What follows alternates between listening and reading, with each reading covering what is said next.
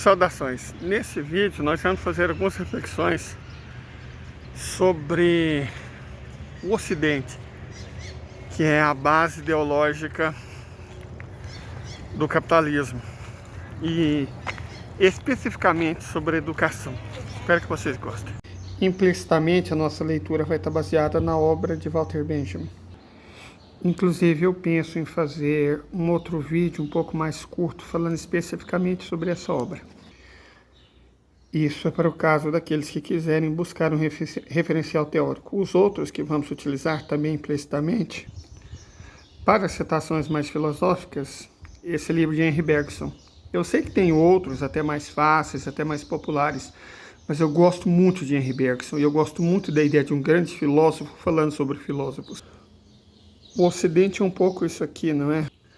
O Ocidente tem muito da filosofia grega, e não, isso não é um elogio.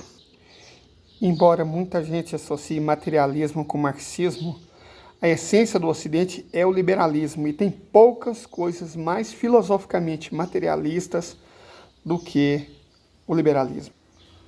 Falamos também que o Ocidente é uma espécie de doença da civilização. Segundo Freud fala sobre isso, então nós o lemos.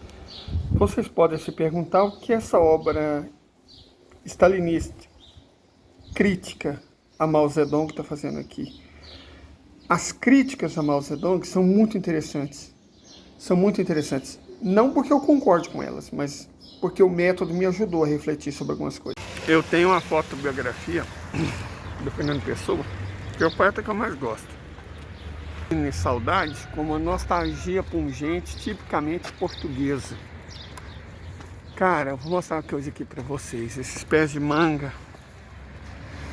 eles são saudades pra mim, porque quando eu morava na roça, eu era pequeno, tinha muita manga lá em casa.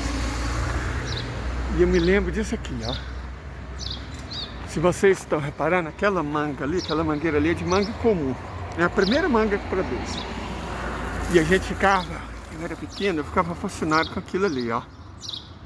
A primeira manga. A primeira manga. Primeira manga do ano.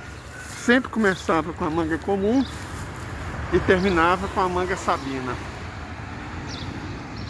Essa era a ordem natural. Mas o mundo mudou tanto, né? Que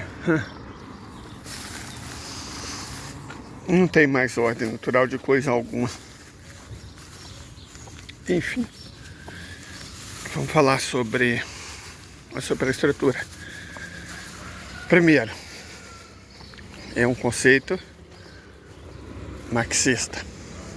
Ele diz que todo modo de produção tem uma infraestrutura, e eu falo sempre dela. É o capitalismo. E uma superestrutura. A superestrutura é a base jurídica e ideológica da produção. Se os Estados Unidos quer acabar com você, os Estados Unidos acaba com você. E para aí 5 minutinhos e pensa na quantidade de mídia que você consome todos os dias que vem dos Estados Unidos. E agora para mais 5 minutinhos e pensa se você acha que essa mídia não está contaminada com propaganda política. Se você realmente acha que você assiste quase que 24 horas do seu dia uma mídia que vem de um país e que não tem nenhum interesse político nessa mídia que você está assistindo, interesse político desse país no caso, você tá errado, desculpa. Vocês lembram do Marcos Uchoa, que trabalhou, sei lá, 20 e tantos anos na Globo e agora tá fazendo coisa pra internet? Acho até que ele virou o tipo de assessor do Lula agora, né? Da Secom e tal. Ele falou uma coisa num desses podcasts que eu achei muito interessante. Ele falou assim, que na visão dele de jornalista, não fazia muito sentido a Globo ter um escritório em Nova York, mas não tinha um escritório na Califórnia, em Orlando. E a explicação dele é simples. Ele falou assim, Orlando tem muito mais brasileiro. Comércio Brasil-Orlando, ele é muito, muito, muito maior do que qualquer coisa de Nova York. Então, assim, ele não tá falando que não devia ter em Nova York, mas ele falou assim, pela relevância econômica, deveria ter em Orlando, e não tem. Por que será, né? Mr. Zuckerberg, would you be comfortable sharing with us the name of the hotel you stayed in last night?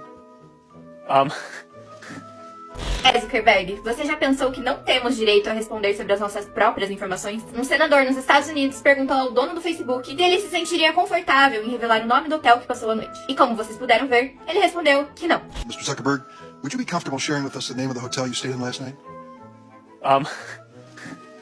Agora nós, enquanto usuários do Meta, temos essa opção de sermos perguntados o que é ou não compartilhado com a plataforma? Será que o Facebook saberia dizer o que são limites de privacidade? Afinal, o que a rede social anda coletando sobre nós? Para onde vão as nossas informações? Como elas são usadas? Fato é que as políticas de privacidade das Big Techs não dizem como os nossos dados são tratados. Não temos o controle das nossas próprias informações. As plataformas não são transparentes e não divulgam para onde informações simples, como onde passamos a noite passada, vão. Em 2018, a empresa virou alvo de investigação após o escândalo com a Cambridge Analytica, que teria comprado acesso a informações pessoais de usuários do Facebook e usado esses dados para criar um sistema que influenciou diretamente o resultado de eleições pelo mundo inteiro. Agora você percebe o poder que as Big Techs têm sobre você? E não é só o Facebook. Todas as Big Techs agem da mesma maneira, pelo simples motivo de não terem regulação aqui no Brasil. Imagina que loucura uma empresa com grande poder de influência, milionária, ter que mostrar compromisso com o consumidor? Imagina se já tivesse em discussão um PL que coloca limite e exige transparência dos nossos dados. Uno se pregunta cómo puede ser que tantos africanos apoyen el golpe de Estado en Níger y por qué están en contra de la ayuda humanitaria que envía Occidente. Esta semana el gobierno revolucionario de Níger anunció que aumentaría el precio del uranio que impone Francia. El precio actual es de 80 centavos de euro por kilo. El nuevo gobierno de Níger busca aumentarlo a 200 euros por kilo, el precio real. Esto significa que por año Francia le roba 50.000 millones de dólares a Níger con un precio del uranio completamente ficticio. El Banco Mundial le da a Níger 2.000 millones de dólares al año en concepto de ayuda humanitaria. Es decir, les dan 2.000 millones de dólares y a cambio les roban 52.000 millones.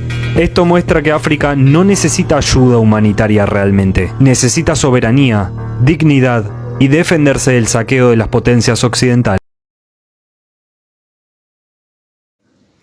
Coisas que gourmetizaram em relação à aparência física e o normal e natural agora virou errado, a famosa frase, o poste mijando no cachorro. O famoso sorriso do máscara. Eu não sei quem foi que inventou essa moda de que os dentes teriam que ser mais branco que o branco e reto e grande. Tipo, se você tem um dente na cor normal de uma pessoa que vive bebendo café, nossa, tá amarelo. Tá ridículo, porque as pessoas agora se sentem confortáveis em comentar a aparência alheia. 513 deputados do Congresso Brasileiro, 115 fazem parte da bancada evangélica. Quer dizer que 22% dos deputados brasileiros utilizaram a religião, utilizaram as igrejas evangélicas para conseguir os votos necessários para conseguir uma cadeira no Congresso Brasileiro. Agora você veja bem, essa bancada evangélica deveria defender os interesses do povo evangélico, que na sua maioria é o povo pobre, o povo carente, o povo necessitado. Mas não, quando chegou a oportunidade dessa bancada evangélica votar se aprovava ou não a reforma da Previdência, a reforma que dificultou para os pobres se aposentar, que obriga os pobres a contribuírem por 40 anos para conseguirem numa dessa talvez um dia se aposentar com uma miséria. A bancada evangélica votou em peso a favor da reforma da Previdência. E o pior, essa mesma bancada votou na reforma trabalhista, que dificultou com que o povo pobre que trabalha contribua com a Previdência, legalizando e facilitando as leis para que o trabalho informal seja cada vez mais normal. Então a bancada evangélica votou contra o povo evangélico quando aprovou a reforma trabalhista e quando votou a reforma da Previdência. A bancada evangélica também sempre foi macunada e votou contra o povo quando autorizou a liberação de venenos, que é proibido no mundo inteiro, quando eles, junto com a bancada ruralista, aprovaram esses tipos de venenos que são proibidos a serem utilizados no território brasileiro. Outra coisa que essa bancada evangélica fez, junto com a bancada da bala, autorizaram qualquer tipo de arma, qualquer tipo de munição a ser vendida para os brasileiros que têm dinheiro. A bancada evangélica conseguiu o apoio popular através das igrejas para que o Satanás consiga vender armas legalmente no Brasil. Quem é que vai comprar arma? Somente as pessoas que têm dinheiro. Quem é pobre não tem dinheiro para comprar arma. Então os ricos puderam se armar contra os pobres. Nós falamos da base jurídica, certo? Esses dias aí para trás. O que Pachucanes tem de fundamental para o marxismo? Nós, que temos uma tendência a observar diretamente a luta de classes, grupos, minorias, movimentos sociais, mas nos esquecemos das formas que estruturam esta mesma sociabilidade, Se a forma jurídica é espelho da forma mercadoria, numa sociedade onde as pessoas se põem como exploradas mediante um trabalho assalariado, então sair da exploração do trabalho assalariado é sair necessariamente da forma jurídica.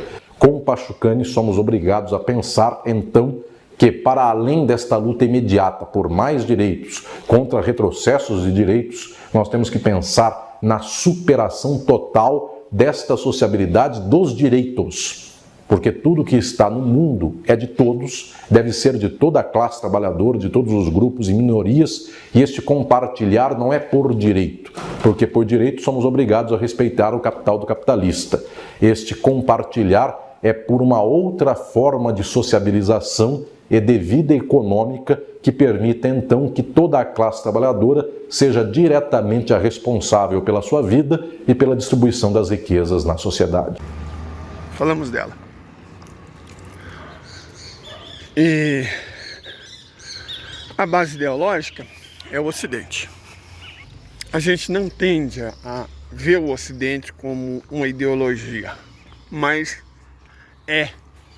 Aliás, encaixa perfeitamente na ideia e no conceito de ideologia. Fala, turma! Professor Álvaro Capucci por aqui. Hoje vamos ter um bate-papo rápido sobre o conceito, a definição de ideologia segundo o sociólogo clássico Karl Marx. Segundo Karl Marx, ele definiu a ideologia como um conjunto de ideias, valores, crenças, concepções que são criados pelas classes dominantes e utilizados para manter o seu poder, seu controle, sua dominação sobre as classes trabalhadoras, as classes subalternas. Segundo Marx, a ideologia é uma forma de falsear a realidade, de distorcer a realidade e mascarar as relações de poder existentes dentro de uma sociedade, fazendo com que a classe dominante pareça naturalmente melhor, naturalmente superior e justificando a exploração da classe trabalhadora. Marx também afirmou que a ideologia não é apenas um conjunto de ideias abstratas, mas está enraizada nas instituições sociais, políticas e culturais, por exemplo, como a religião, o Estado, a família, a educação, a arte, a ciência, etc. Dessa forma, a ideologia não pode ser compreendida apenas como uma questão de consciência individual, mas como uma dimensão fundamental na luta de classes dentro da sociedade capitalista. Mas, professor Álvaro, como é que essa ideia pode ser aplicada numa redação de concurso público? Bom, nesse caso é importante entender como as ideias permeiam a nossa sociedade, as ideias que permeiam a nossa sociedade, como é que elas podem influenciar nossa forma de pensar, de se comportar, de escrever. Se você está escrevendo sobre desigualdade social, por exemplo, é importante entender que a ideologia dominante pode tentar justificar essa desigualdade como algo natural. Isso significa que, de acordo com Marx, a ideologia dominante, criada pelas classes dominantes, ela busca justificar a exploração da classe trabalhadora e a manutenção do poder da elite econômica e da elite política. Ao escrever uma redação sobre desigualdade social utilizando o argumento de Marx, é importante você questionar essa ideologia e trazer à tona a luta de classes como uma forma de superar a desigualdade e construir uma sociedade mais justa. Ou, por exemplo, se você está escrevendo sobre o papel do Estado na sociedade, é importante você entender como a ideologia dominante pode tentar justificar a intervenção mínima do Estado ou a ausência do Estado na sociedade. A ideologia dominante, nesse sentido, prega a intervenção mínima do Estado na economia e na vida social, o que pode levar à perpetuação das desigualdades e à exclusão social. Então, ao escrever sobre o papel do Estado, conforme Marx, é importante questionar essa ideologia e apresentar argumentos que defendam a intervenção do Estado ou a presença maior no Estado na vida em sociedade para garantir o bem-estar social e a justiça econômica. Isso significa que, dependendo do tema proposto, entender o conceito de ideologia elaborado por Karl Marx é muito útil para escrever uma redação clara, objetiva e também para conseguir construir o seu argumento de forma coerente. Fechado? Tranquilinho? Aquele abraço, até a próxima. Fui! É um conjunto de regras, de valores, de normas que são vendidos, no caso, para a humanidade inteira, como se fossem as regras, valores, normas de toda a humanidade. Essa tendência universalista do Ocidente, direitos humanos, ecologia, meio ambiente e tal, é bem a cara de uma ideologia. Porque o Ocidente é dito implicitamente ser uma civilização excepcional, o ápice dos valores humanos. E muita gente quer retroceder o Ocidente até a Grécia Antiga, por isso eu peguei o livro de Bergson. Por que eu peguei o livro de Bergson e não... No Brasil tem bons manuais de introdução à filosofia. Por que eu peguei logo o livro de Bergson? Bergson é um grande filósofo, que eu respeito horrores. E é sempre muito bom ver um grande filósofo comentando sobre filosofia. É um cara que entende, que tem sua própria visão. Então, Bergson é bom. Para isso ele é ótimo. Na verdade eu gosto de Bergson em tudo. Se eu pudesse, eu teria muito mais livros dele do que eu tenho. Só não tem porque, como a gente, né? A gente é pobre, essencialmente. Vamos resumir aqui. Eu sou pobre, então não posso ter todos os livros que eu quero. Eu tenho os que eu ganhei e os que eu consegui comprar. Normalmente em sebo. Mas os essenciais eu fui construindo ao longo da vida. E Bergson, Introdução à Filosofia Grega, é essencial. A filosofia grega, ela é um grande empreendimento intelectual, indiscutivelmente. Um grande empreendimento intelectual.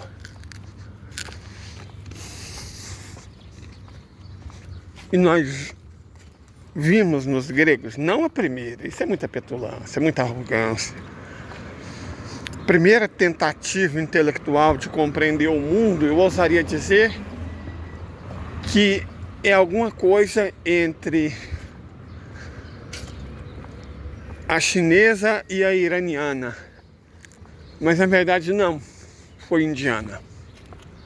As primeiras tentativas de se compreender intelectualmente o mundo, a existência humana, as coisas foi indiana. Certo, por mais que os chineses, os habitantes da Mesopotâmia, os persas tenham feito, os elamitas mais que os persas, né?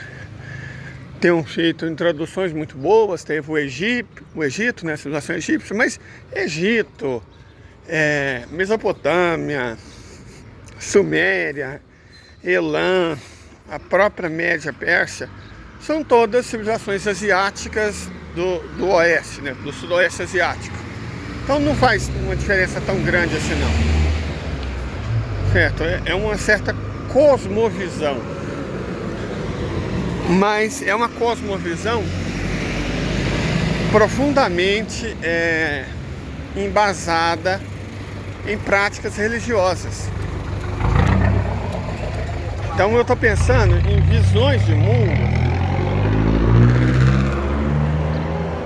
mais puramente intelectuais, que não fossem tão religiosas. Então, dizer isso, que eu estou buscando cosmovisões não embasadas em práticas religiosas, tira automaticamente da alça de mira, tira o Egito, tira quase todas as civilizações da Mesopotâmia. Embora sumérios e caldeus tenham feito descobertas interessantes, essa cosmovisão religiosa era muito preponderante. Então, né, não rola. E a China? A China tinha um senso prático muito forte, um senso empirista. Você vê isso muito em Confúcio, Mêncio, Lao Tse. Mas apesar disso, não sei se eu chamo isso, se eu ofendo isso chamando de filosofia.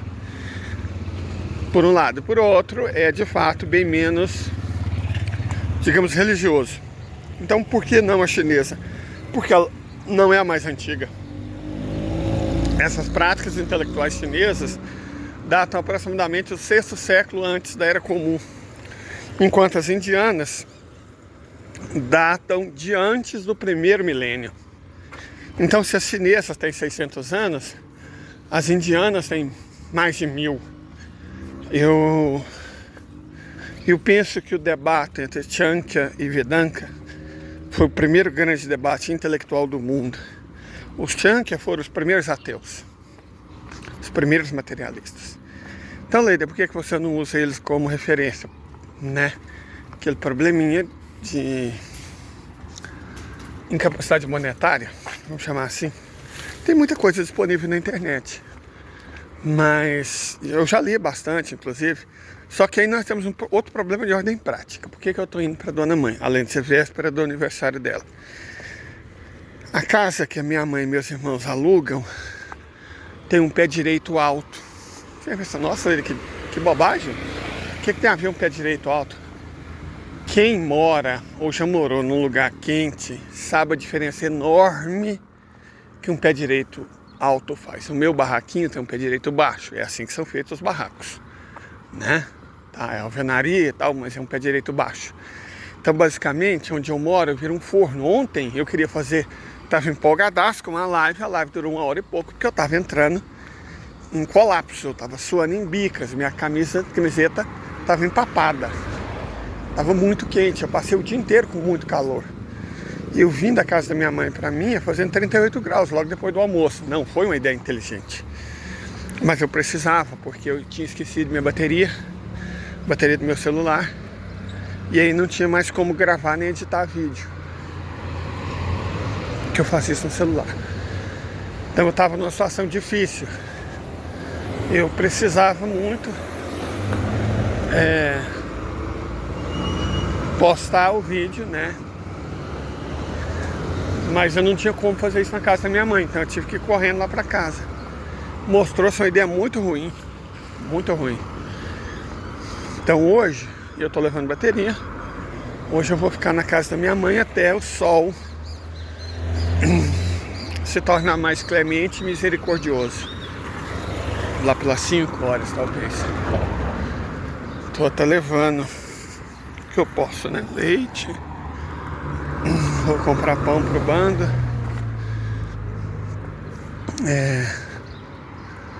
Enfim, estamos indo. Eu fico com a minha mãe na véspera do aniversário dela. Ela falou que, na verdade, é a minha irmã que vai fazer uma torta de abacaxi que minha mãe fazia na roça. Diz que é a única torta que dá pra você fazer sem geladeira. Então a torta que ela fazia era essa. E ela gosta muito. Minha irmã cozinha muito bem, gente, sério, minha irmã cozinha muito bem. E ela vai fazer para minha mãe. E eu quero estar lá, né? Então tô indo. E aí por isso que eu tô levando os livros. Porque como eu disse, é claro que a gente tem uma leitura prévia, mas o ambiente aqui bom, muita gente quer saber de onde eu tiro as ideias, né? Então eu acho justo explicitar de onde as ideias vêm, para não dar a impressão que eu sou um gênio. Não, o gênio é quem escreveu os livros que eu li, por favor. Ou que eu tô, o mais provável, que eu tô bostejando, né? Falando merda de coisas que eu absolutamente não entendo. Não estou. Eu busco dizer que eu entendo não, né? Tem que ser mais humilde, mas eu busco compreender. Eu busco fazer uma leitura. Olha lá. Aquele rapazinho tá atrasado, malandrico. As aulas no Instituto Federal Goiano começam mais tarde, às 8. Mas a da escola, isso aqui é tudo da municipalidade. Ela empresta para o governo federal. Mas as da escola começam mais cedo. Acho que a reflexão sobre a educação é um ótimo ponto de partida. Tem um provérbio dito como certo que diz que é necessário toda uma aldeia para educar uma criança. Faz sentido? A educação é educação para a sociedade, para a vivência social. O Ocidente, ele criou esse espaço artificial para educar as crianças, a escola. Depois o colégio, depois a faculdade, né? São espaços onde a criança vai ser, depois o adolescente, depois o jovem, vai ser educado nas artes da civilização ocidental, nos valores da civilização ocidental, certo? Então, nossa gente, hoje é complicado. Esse povo tem tudo trabalhar. São funcionários ou da Mitsubishi ou da John Deere. Normalmente tem outras empresas, muitas outras, mas o grosso é dessas duas, Mitsubishi ou John Deere, que são os maiores empregadores desse distrito industrial. Do outro distrito não são indústrias mecânicas, são indústrias mineradoras ou químicas. Mas aí o caminho é outro, não é esse. Enfim. E aqui também tem outra escola. Tá vendo? Essa moça aí, ela dá pra você ver que ela é uma adolescente, mas não é uma criança. Aqui tem outra escola pública aqui, que inclusive foi onde eu estudei uma época. Na verdade, 2 épocas. Eu fiz o 1º ano e fiz o equivalente hoje ao 9º ano nessa escola. Chama Escola Estadual Anice Cecílio Pedreiro. Eu fui da 2ª turma dela, em 1984. A primeira foi o ano que ela foi fundada, 83. Mas enfim, a escola é a sociedade abrindo mão de educar as crianças. A escola por si só representa o fracasso do Ocidente enquanto civilização. Se as pessoas me perguntassem, porque tem que ser retórico, ninguém pergunta, qual que é a maior prova de fracasso da civilização ocidental? Tem muita coisa que o Ocidente fez. Nazismo, por exemplo, colonialismo, imperialismo, racismo é uma criação intelectual do Ocidente. Mas eu diria que o maior fracasso do Ocidente é a escola. A escola é a maior prova de que o Ocidente, enquanto civilização, falhou. Porque ele abriu mão de educar as crianças para criar uma estrutura, praticamente um aviário, né? Uma pocilga, um aprisco. O Ocidente tem disso, as civilizações todas têm, né? Criar esses espaços específicos para a criação de animais específicos. Então você tem um aprisco, você tem a pocilga, você tem o curral e você tem a escola. Na escola é onde você engorda crianças, onde você fala assim, eu vejo, está doutrinando as crianças. É óbvio que está. É para isso que a escola serve, para doutrinar crianças. Para doutrinar crianças. Para dissimular a liberdade, para destruir a iniciativa, para conter o ímpeto. É para isso que a escola serve. Por isso que ela é um ambiente tão tóxico, porque não é um ambiente natural. Eu gosto muito das leituras de Mahamudra, que diz que é um indiano, criador do Tantra, que diz que a gente tem que ser natural. O que não implica ser como um animal, implica ser natural. A educação não é conter o ímpeto, não é aprisionar, não é colocar numa jaula, no zoológico. Não é à toa que o zoológico é uma criação do Ocidente, faz todo sentido. O zoológico foi a primeira escola. Certo? Primeira escola foi o zoológico. Foi no zoológico que certamente muitas das ideias que levaram à educação infantil foram criadas. Não é à toa que Skinner e Pavlov, né? Skinner e Pavlov não foram pontos fora da curva. Foram dois caras que entenderam do que a gente estava falando. A escola é um zoológico de seres humanos. Você coloca seres de diferentes aptidões, de diferentes interesses, para pasteurizá-los, torná-los todos iguais e medi-los sobre uma métrica que ignora as individualidades, as particularidades, as necessidades. É isso que é a escola. É isso que é a escola. E é por isso que ela é tão tóxica, principalmente numa fase em que a personalidade humana está no ápice das suas tentativas de descoberta, que é a transição da adolescência para a juventude propriamente dita, não digo a vida adulta. Aquela fase mais ou menos dos 13 aos 16 anos, né?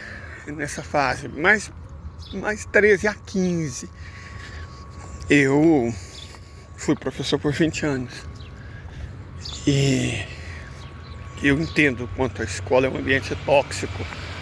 Não é à toa que uma das profissões que mais amalgamam transtornos mentais, psicológicos, é exatamente de professor.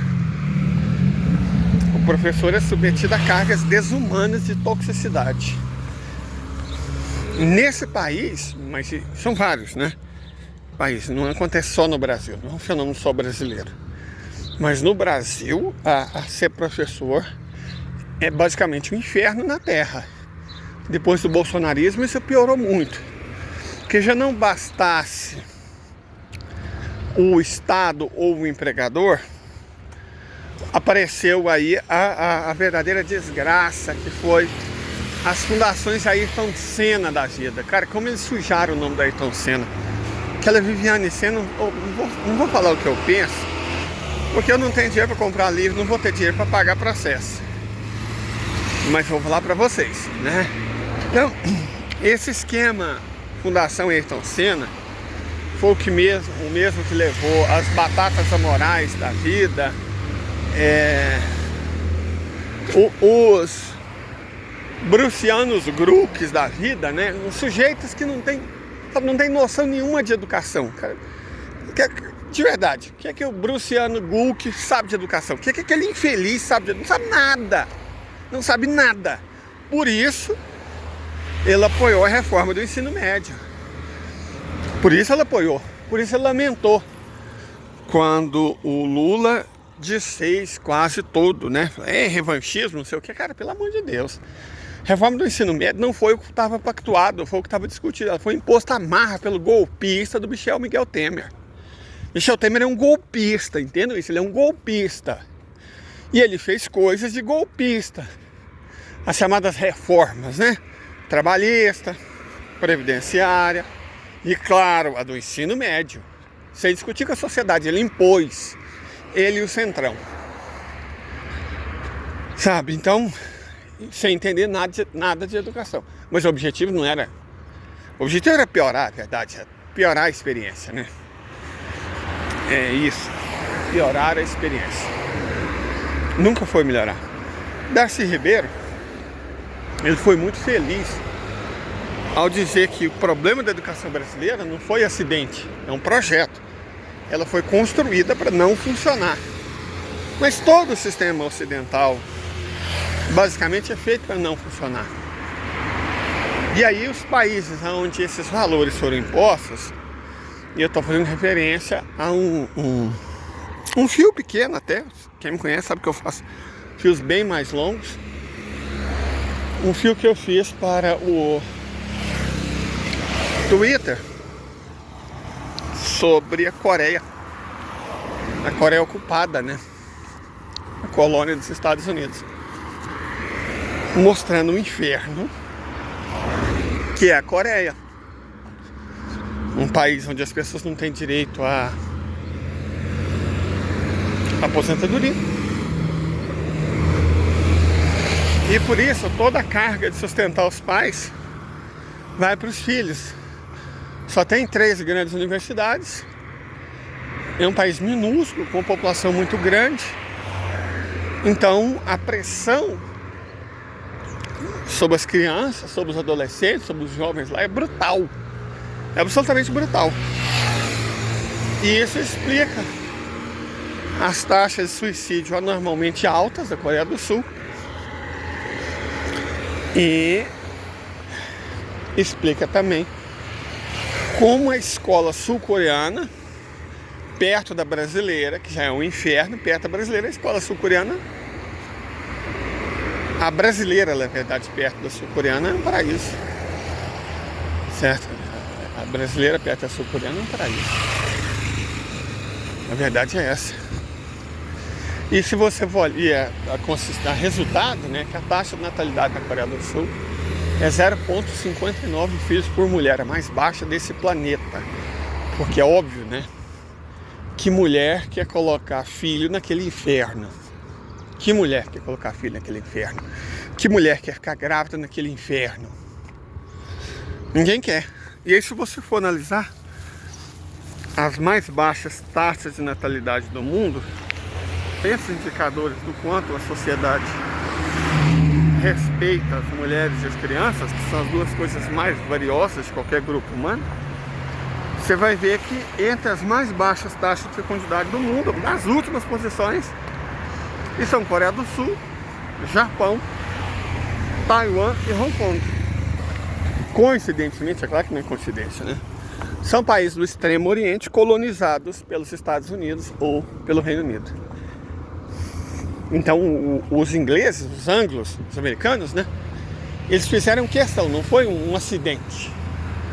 Eles fizeram questão de tornar a vida dessas pessoas miserável para que elas não tivessem filhos. O medo dos americanos é que o Japão volte a ser orgulhoso de si. Certo? Volta a ter orgulho.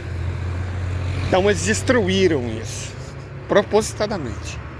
O sistema educacional deles foi pensado pelos americanos, pelos britânicos, pelos anglo-saxões. Por isso é o inferno na Terra. Não é sem propósito. Não é acidente. Não é definitivamente acidente. Foi proposital. E ilustra muito bem o quanto a escola é uma ferramenta de dominação, de sujeição, de destruição. A escola é a aldeia abrindo mão de educar a criança. Perfeito? É isso que é a escola. A aldeia abrindo mão de educar a criança. Não é como na África. Não é como entre os árabes. Eu diria que na China, nós temos uma situação que eu chamaria sui generis, certo? Por um lado, esse modelo de escola ocidentalizado, principalmente na universidade, entrou. Mas por outro, o bagulho é diferente. Porque se ensina, por exemplo, política. Se ensina meio ambiente. Há debate. Há preocupação da aldeia ainda em educar a criança. O adulto é uma coisa mais complexa. Mas a criança, sim. Deixa eu tentar passar para o outro lado. Conseguimos. Já está quente, mas hoje está mais nublado. Então, pelo menos aquele sol terrível não tem ainda. Eu espero que vocês tenham achado útil, né? Nosso primeiro vídeo sobre a superestrutura, especificamente sobre a ideologia. Ao longo desse dia vamos tentar produzir mais.